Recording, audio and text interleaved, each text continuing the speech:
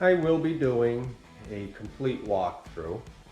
I want to show you this room and one other room first. This room especially because I'm going to be doing some modifications in here. This way I can show you the before and after all in one video. I've shown this room once before on the first walkthrough that I did.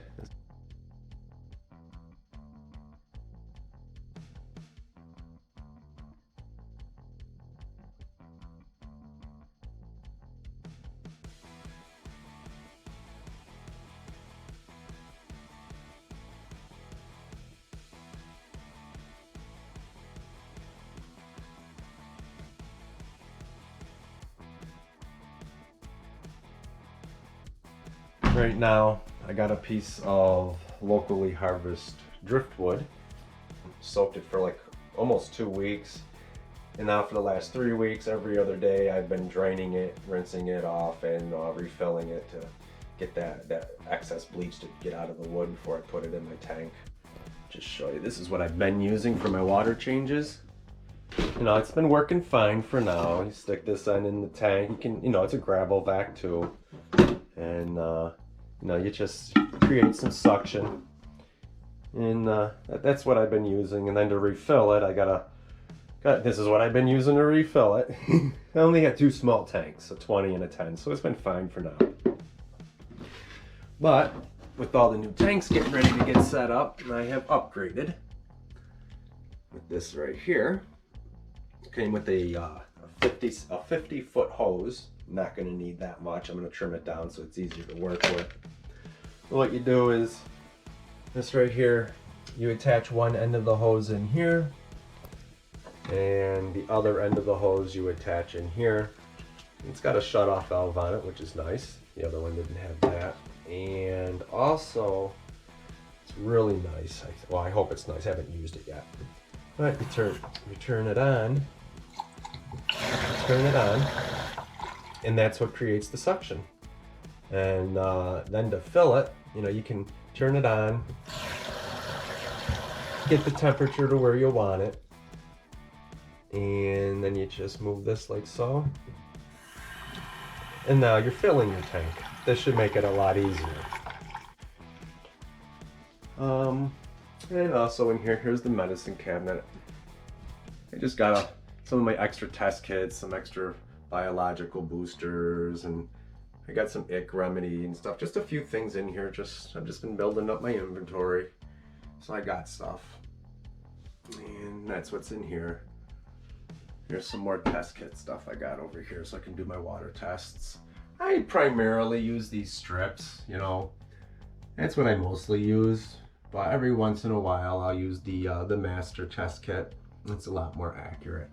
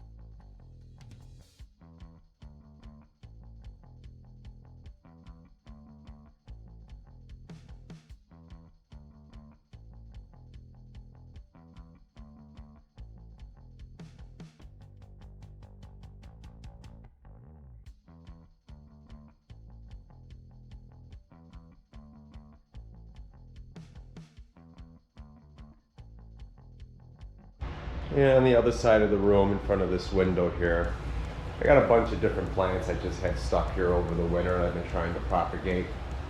Mostly pothos, with a couple different types of philodendrons and some ferns and a few other things.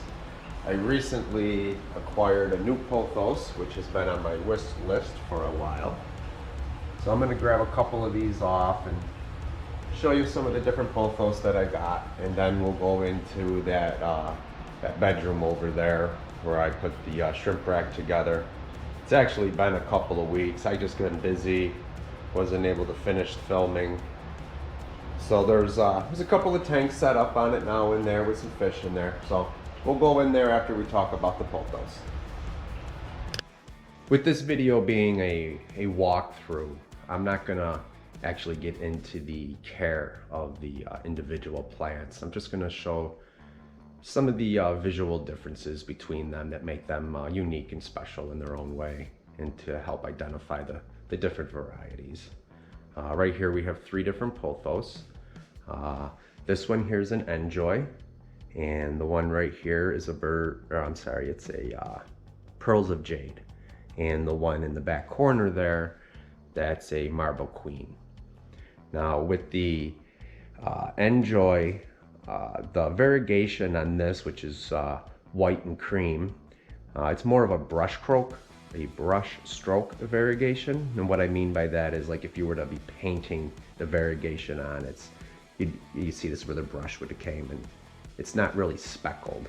It does get some speckling in some of the leaves, as you can see right here, but the majority of them are more of a brush stroke.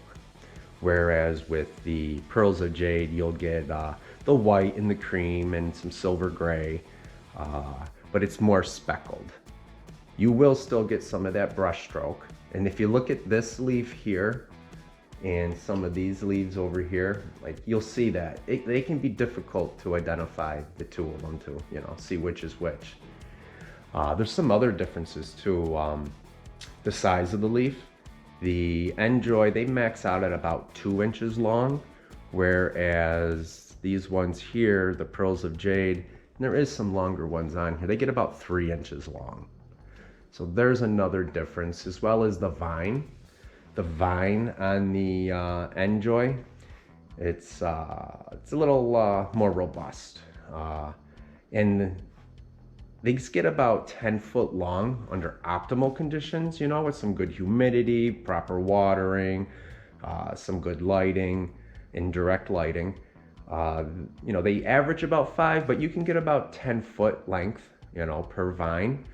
Whereas these guys here, under the right conditions, the pearls of jade, they actually can get up to 30 feet long.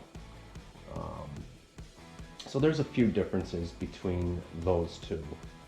And the one in the back there, the marble queen, that's actually where this guy came from. It was cultivated from a marble queen. I believe it was the University of Florida that did it.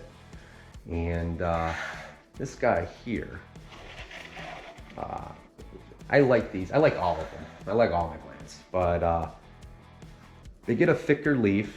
It gets a waxy green, white heart-shaped leaf, and the leaves can get much larger. They can get like 6 inches long, 4 inches wide, and they're a fast grower. Under the right conditions, they can grow up to 18 inches a month.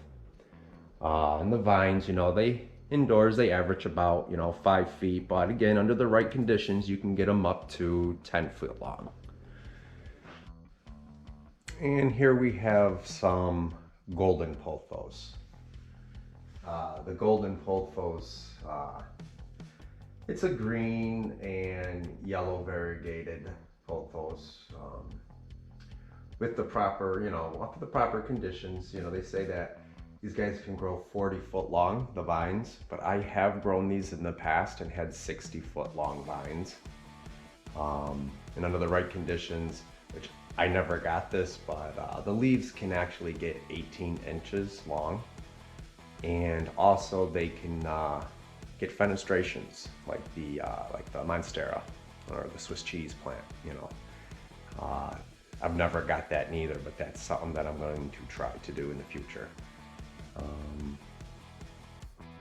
So you can grow these, all pothos, you can grow them on a pole. I'm just now starting to do that. If you grow these guys on a pole, that's when you can get the larger leaves. And this one here on the pole, it just had access to better light, so it's got much better variegation. But here's a decent sized leaf on this one. Yeah, if you grow them on a pole, the nodes where the leaves come out of the vine, they'll be closer and the leaves will be much larger. As opposed to if you have them in a hanging basket where they trail down, which is what these are in right here. These are in the hanging basket, and they get smaller leaves, you know. Another plant that I have, another pothos. Let's see, it's right here. I just got this one not too long ago. This one is a cultivator from the golden pothos, and it's actually a Hawaiian pothos, also similar to the giant pothos, which is another cultivator from the golden. Now the Hawaiian pothos, I've wanted one of these for a long time. It's got green and gold variegation, but one of the big differences between the Hawaiian pothos and the golden pothos is it does have lighter yellow variegation, but the leaves get much larger. They can get up to 36 inches long. The leaf can get 36 inches long. The plant itself, the vines, they don't tend to get as long. I should have looked it up. I don't really know for sure. I think it was like 6 feet or 8 feet or something like that. Lemon lime pothos, a global pothos, and the hanging basket there, that's just a variety pot. There's some enjoy in there with some pearls of jade and some glacier pothos. The lemon lime pothos there in the other hanging basket. The vines, they can get about 15 feet long, and the leaves, they get about 7 to 10 inches. And the color, lemon lime, you see what it is there. And the one in the middle, now that one's another special one to me. It's a somewhat rare. It's a newer variety out. It's not that expensive, actually. It's just a matter of trying to find it. It's a green on green variegation. One of the things that I like about it is when it's mature, the leaves can get 3 foot long. You would need to grow it on a pole. Most of these guys that get the longer leaves, the larger leaves, you need to grow them on a pole in order for that to happen.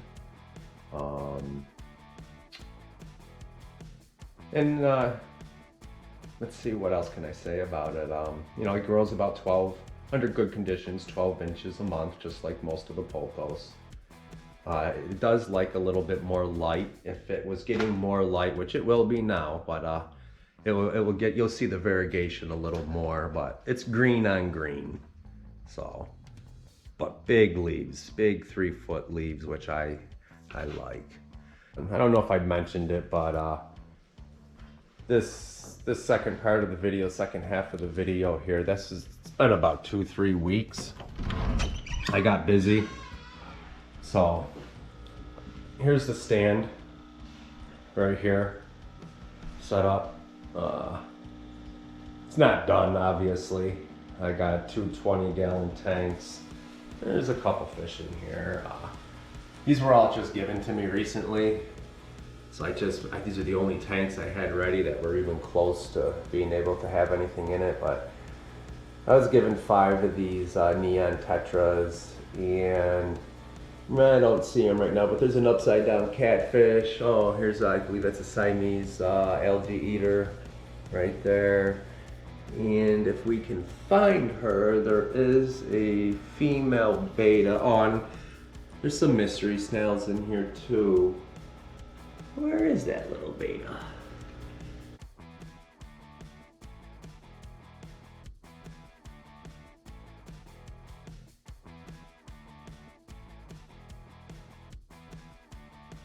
But And the other, there's two 20s on the bottom.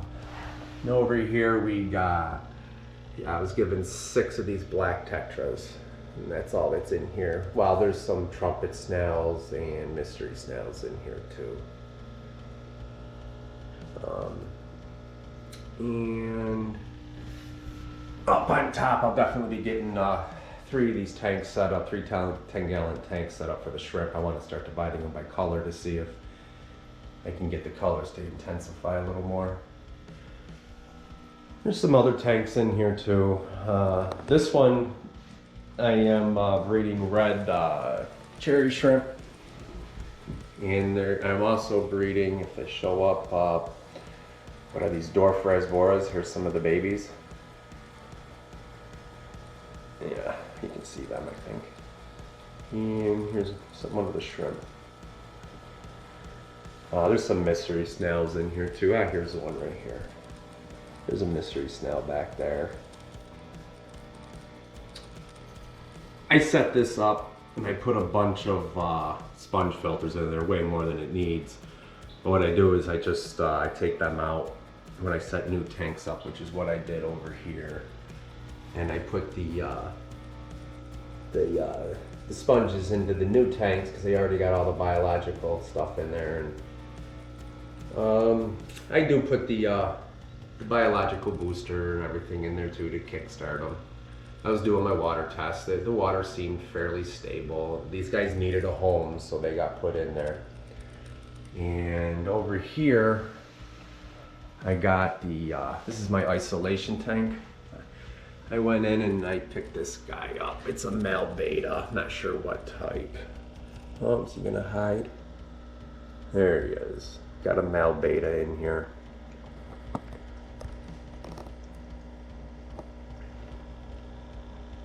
There's that guy. This is just an isolation tank.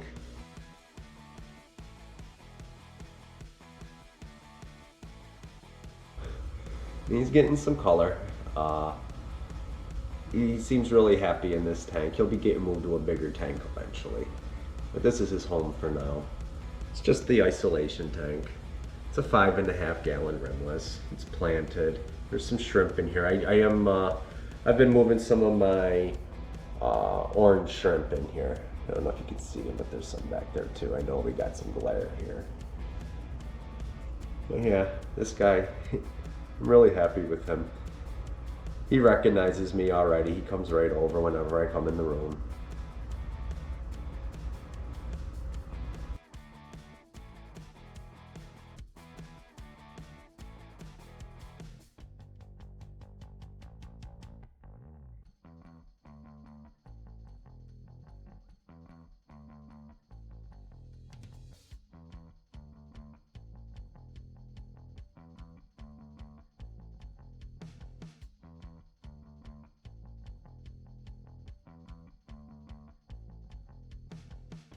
Just doing some plant propagation here. Immersed, no water. There's some Anubis in there and some various types of Java fern. Same in here. I'm going to actually be taking these plants out and dividing them up a little bit. And they're going to be going into this here tote. I'm going to get a bunch of these totes. I just put Miracle-Gro potting soil in them. They're going to go out on the porch when it's warm and try to propagate a bunch of plants.